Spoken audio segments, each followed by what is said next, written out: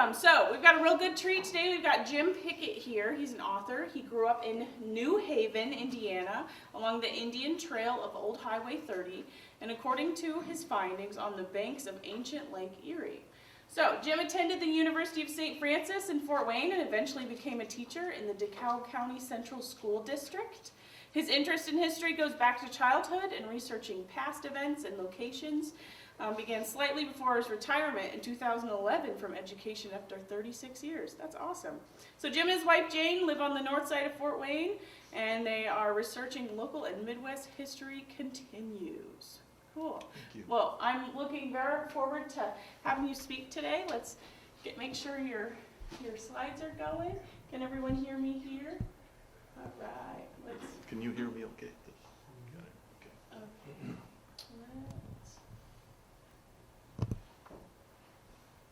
Okay. May help to have those lights off. Somebody requested that earlier. I will grab that.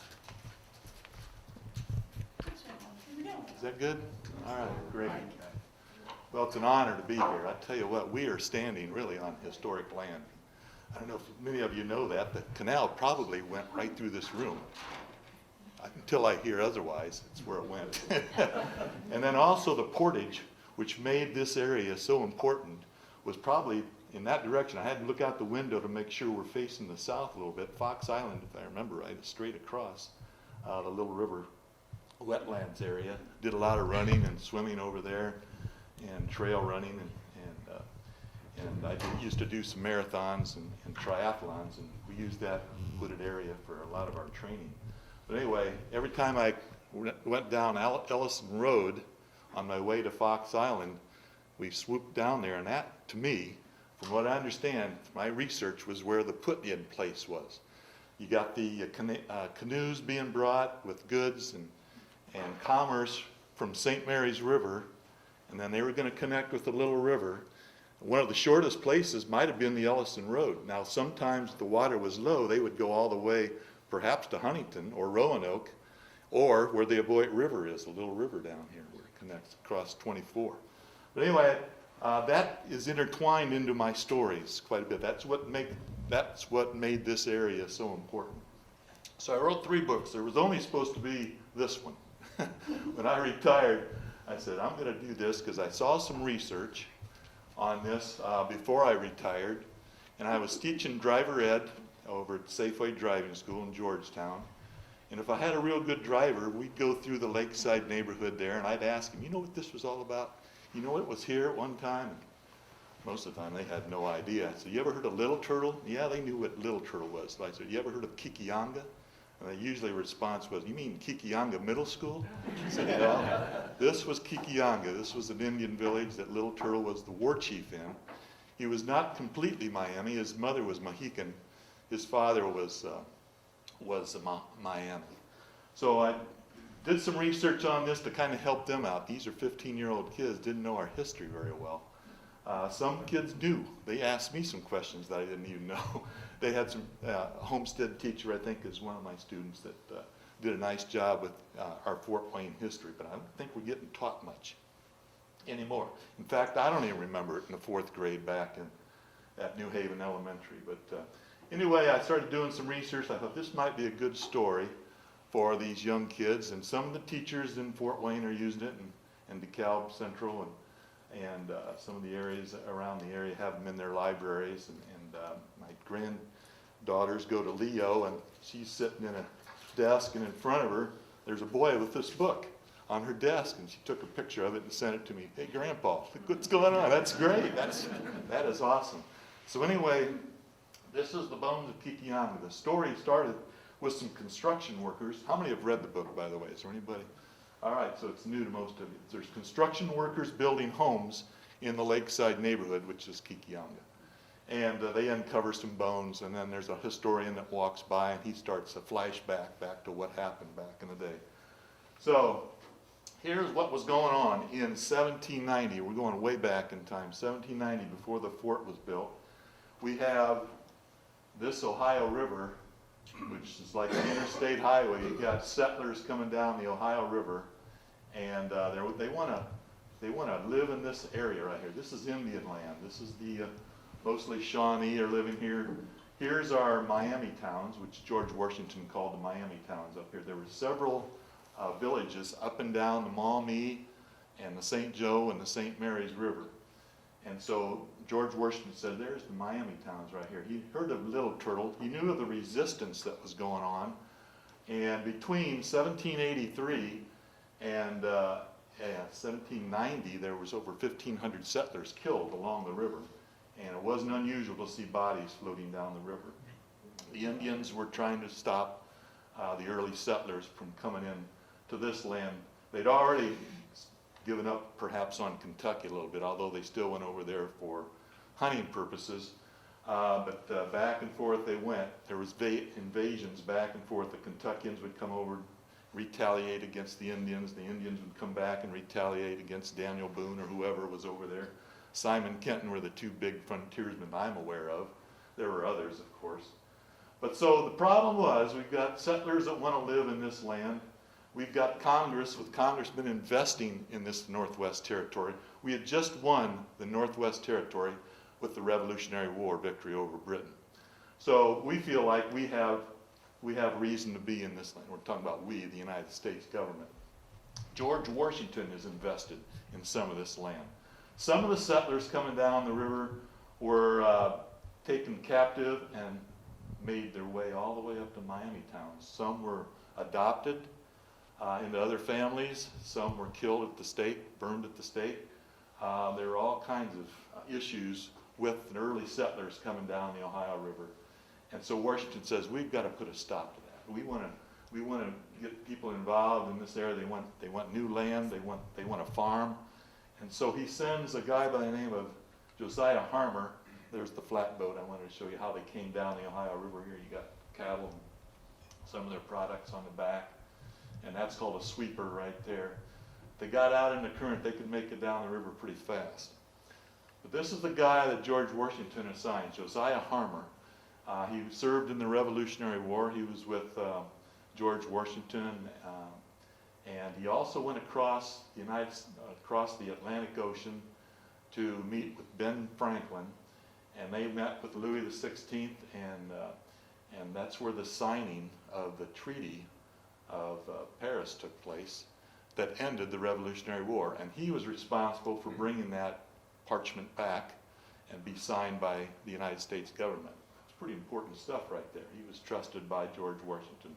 So he has this big assignment of controlling the settlers coming down the river. That's a big river. You can see there's a few spots. He's got a fort here, Fort Pitt, and Pittsburgh. He's got Fort Harmony named after himself. There's a Maysville down here where Daniel Boone and Simon Kenton both had residences. And he also built this Fort Washington where Cincinnati, Ohio is. It was called Sanaville at one time. And now it's Fort Washington in Cincinnati. So going back to our man, there he is. And he forms up in Fort Washington. And this is what I started asking myself, okay, I know about this Battle of Kekionga that takes place in the lakeside neighborhood, but I asked myself, where do these people come from? Well, a lot of them came from Pennsylvania, western Pennsylvania. They formed up a militia, about 300, so the story's about 300 militiamen coming down the Ohio River. And then about 800 come from Kentucky, formed up a militia, and they all meet at Fort Washington. Now, Harmer had about 500 of his own infantry. It would be the first American army after the Revolutionary War. And he's got about 300 that's going to march their way with these militiamen.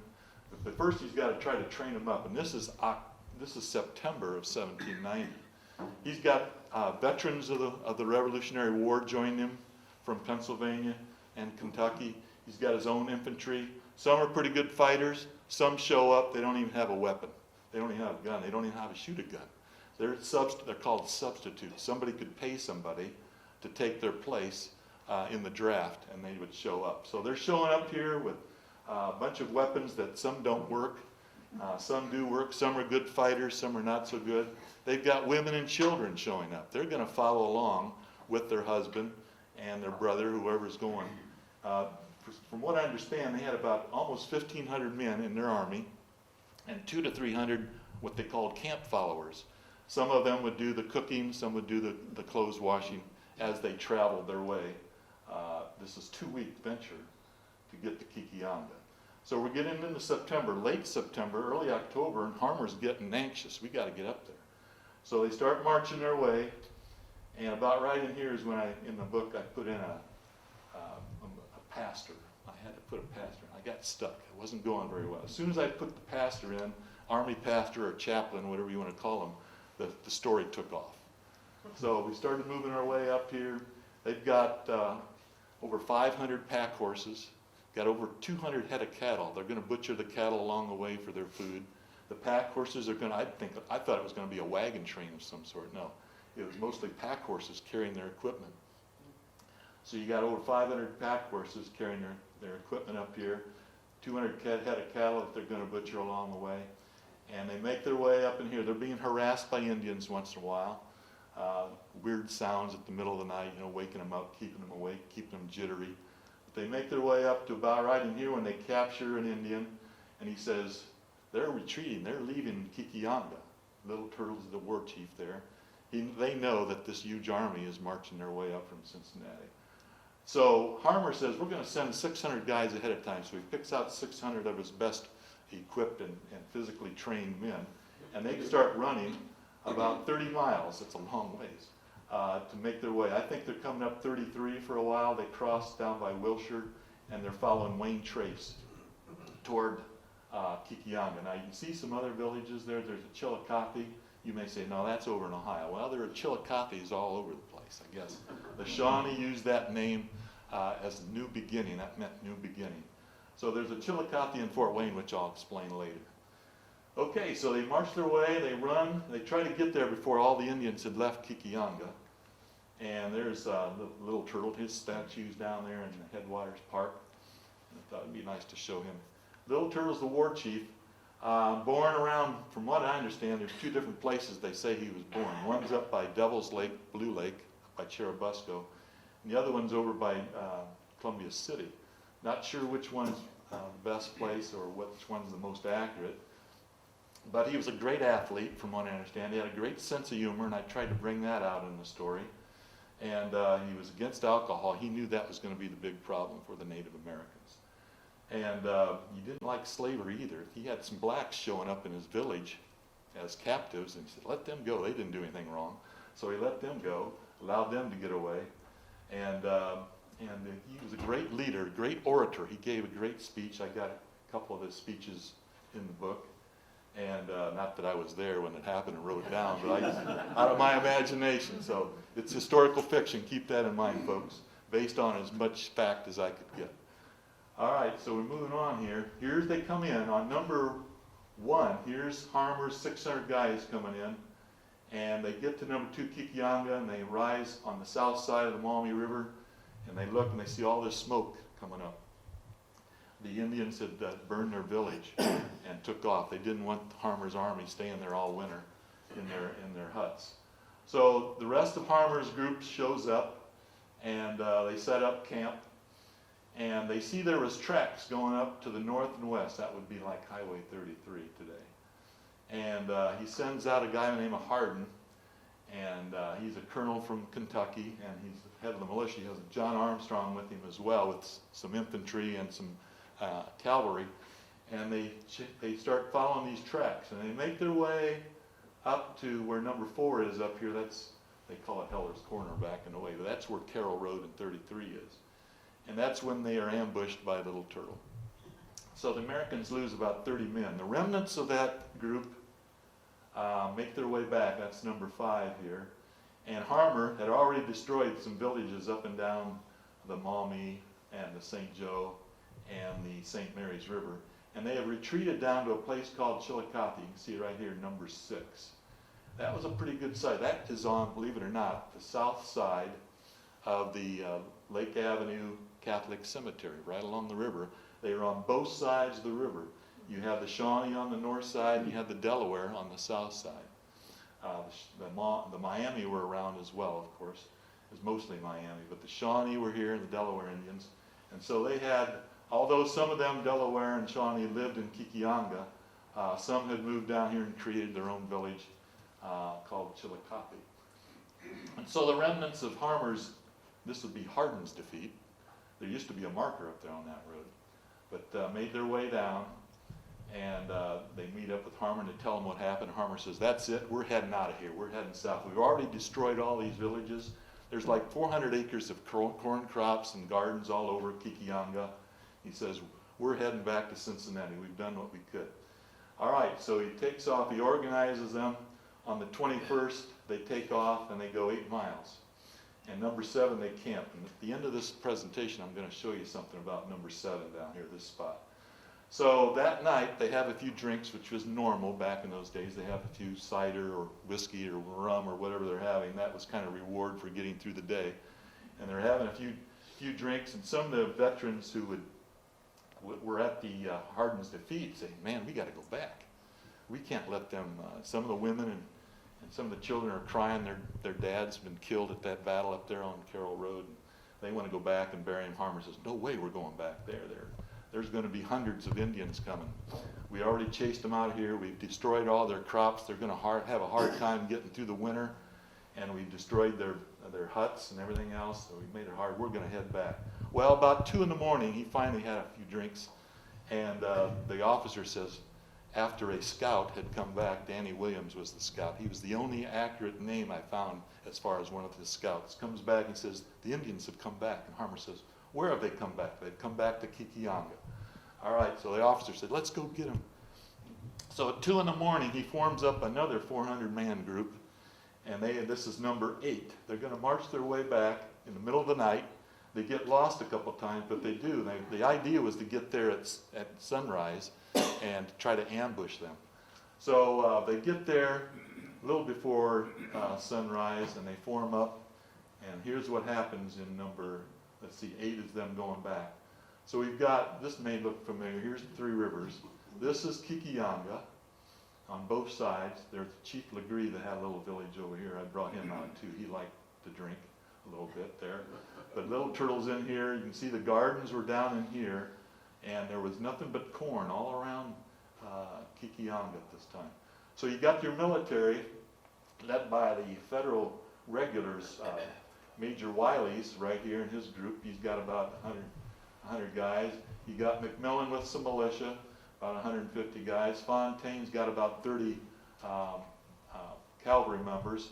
And then Horatio Hall, Major Hall, along with Hardin and Ormsby, take about 150 guys around to the west. As you can see, that's the Wells Street Bridge. That's where this map says that's where they crossed. And they made their way across Spy Run Creek, and they set up a force on the west side of the St. Joe River. So you can see the plan.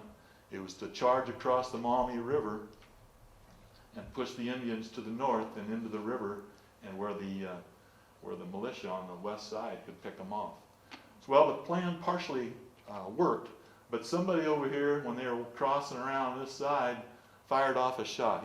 He saw some Indians and gave away the whole surprise. But Wiley said, let's go anyway. So they attack, and some of them are killed in the middle of the river. Some of the militia get across. Now, back in October of 1790, there were no dams to keep the water up. So it was pretty shallow, especially in the fall of each year. And so it might be ankle deep, it might be knee deep, just depending on what kind of a dip there was in the river. So they could easily run across or ride their horses across the river.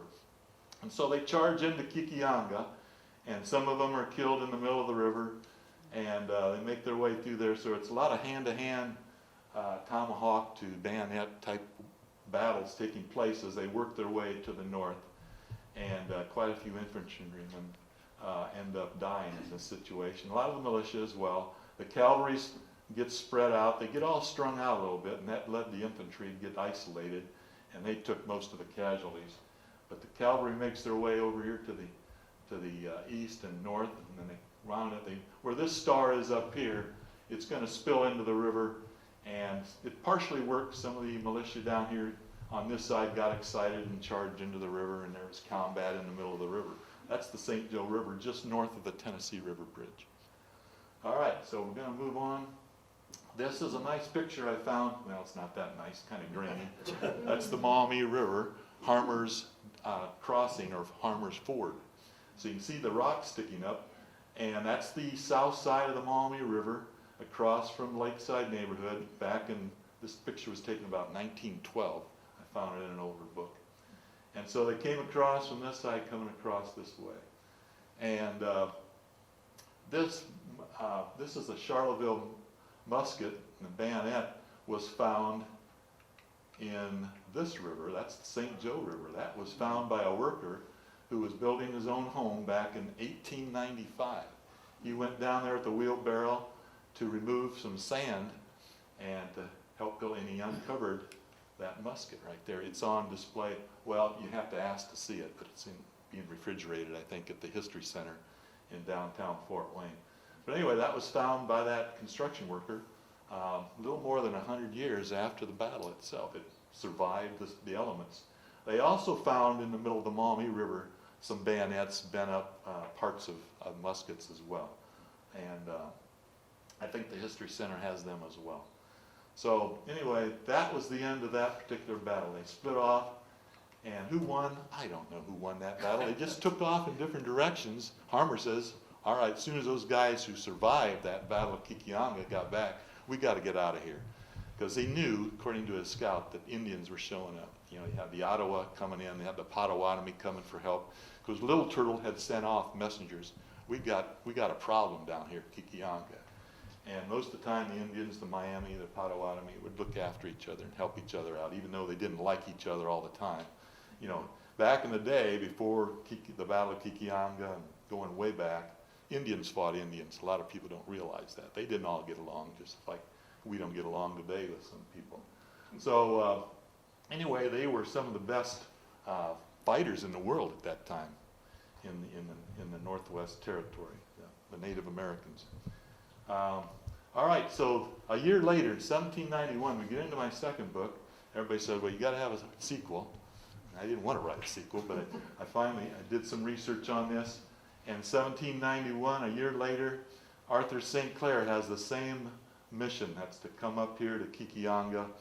And his mission was to build a fort up here. And so he gathers up about, 2,000 men this time, a little bit larger.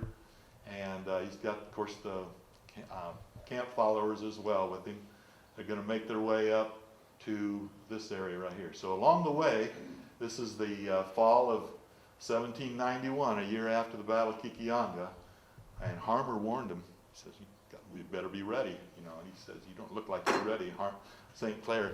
Harmer had taken a lot of criticism, okay, for that defeat up there. They called it a defeat back out east with George Washington. Washington was not happy. That's when he says, Governor St. Clair, you got the same mission. We want you to get that done. So St. Clair makes his way up here, builds a fort in Hamilton, Ohio, called Fort Hamilton.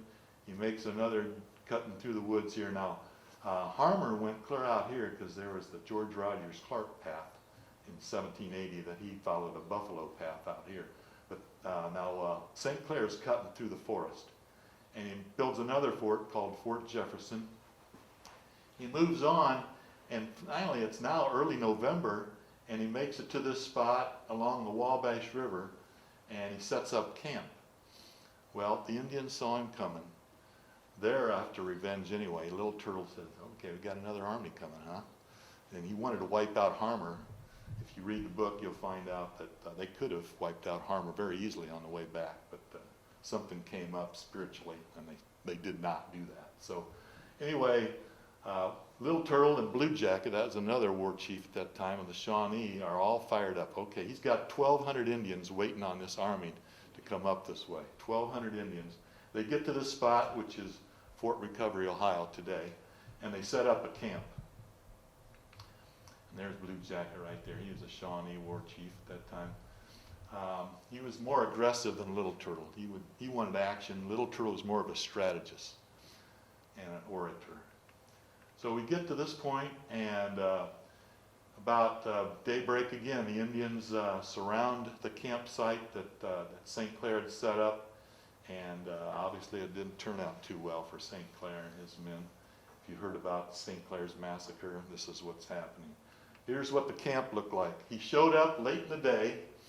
He didn't have enough scouts out in advance to warn him that the Indians were out there. And he set up a camp, And you can see a rectangular fashion here. He's got his artillery in the middle, and he's got the militia from Kentucky are out in the outskirts a little bit, kind of protective situation. But the Indians are out in the forest, all around them. And they start to move in, just like hunting. When Indians went hunting back in the day, they may take 100 or 200 guys with them. They would make a big circle, maybe a mile in length, and they'd start signaling each other, and they'd start walking in closer and closer and closer, and the animals would move to the center. And then when they all had them all centered, all the animals, some would try to break loose, but they would wipe out. This was their hunting trip. That's the way they did a lot of their hunting back in those days. And so they had all these animals enclosed, and they would pick them off, and some would lose, would get by them. They didn't worry about that. They'll find them some other day. But the same thing's happening here. You've got the Indians surrounding this campsite, and they slowly start moving in. They did have a few sentries out, and those were taken out by the Indians early, of course. So the surprise, there was no cry or much of a cry that the Indians are here. So they just slowly moved in, and then the militia wake up and say, oh my gosh, we're in trouble. And they start running to the center, because the Indians are all around them, and starting to slowly move in on them, and they head to the center of this area right in here. And so that's when that takes place. So as they fought musket fire, and took a while to load up a musket. They could probably get off maybe 2 shots in a minute. It took a while to load up. By the time they're loading up, they're getting wiped out by a tomahawk of some sort. But anyway, we've got this battle taking place, and it happens to be in the center of this town called Fort Recovery, Ohio, right here. There's a marker of St. Clair's defeat of 1791, November 4th, if I remember right exactly. So that didn't turn out too well. In the end, we had close to 600 to 1,000 Americans killed. And the Indians chased for at least 5 miles to the south back to Fort Jefferson, all these women and children, as well as infantry and soldiers as well. And they were cut down on the way back, sadly. Worst defeat in American history at this time, and on American soil. So St. Clair's defeat takes place. Here's a monument they put up in the park down there at Fort Recovery. Underneath it is a huge tomb where all the remains they found from the battle have been placed. They got over 600 skeletal remains underneath that monument right there. And the names of the victims are on the outside. So a lot of people are doing their genealogy work, are coming up from Kentucky and find someone that's from their family on there. If their name's on there, they know where they're at. So anyway, that was put in there, I think, around 1910 or so, dedicated. All right, so there we got it. Harmer, didn't work out. St. Clair, didn't work out. So who do they call on? They call on our namesake, Anthony Wayne. So we're going to get into the third book now, and did some more research. There's Anthony Wayne downtown, and at our statue down there. Anthony Wayne's a hero of the Revolutionary War. He had defeated it was Stony Brook or Stony Point in the Revolutionary War. He was a war hero. They called him Mad, from one of the stories I understand, because he had about 600 revolutionary soldiers with him. The British were at the top of the Stony Point, and without firing a shot, they took their bayonet muskets and went up there and defeated this British